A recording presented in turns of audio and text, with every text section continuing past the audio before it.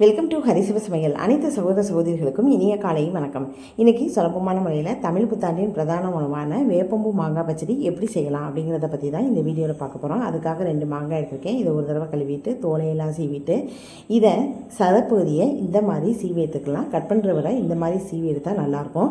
இப்போ ஒரு குக்கரை அடுப்பில் வச்சு 2 டேபிள் ஸ்பூன் அளவுக்கு நல்லெண்ணெய் சேர்த்துருக்கேன். 1 டீஸ்பூன் அளவுக்கு சீரகம், அதே அளவுக்கு உடைச்ச உளுந்து, 1/2 டீஸ்பூன் அளவுக்கு கடுகு, 1 டீஸ்பூன் அளவுக்கு காஞ்ச வேப்பம்பூ.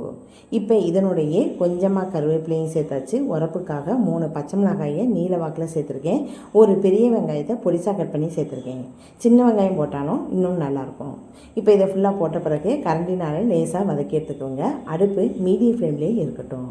இது வதங்கின பிறகு இதனுடைய நம்ம ஏற்கனவே சீவி வச்ச மாங்காயை கொஞ்சம் கொஞ்சமாக இதோடையே சேர்த்துக்கலாம். இது ஃபுல்லாக போட்டு முடித்த பிறகு தண்ணி அதிகமாக ஊற்றினா தண்ணியாக போயிடும். இந்த மாங்காய் மூழ்கிற அளவுக்கு தண்ணி சேர்க்கணும். நான் 200 கிராம் டம்ளரில் 1 டம்ளர் அளவுக்கு தண்ணி சேர்க்குறேன். இது கரெக்டாக இருக்கும்.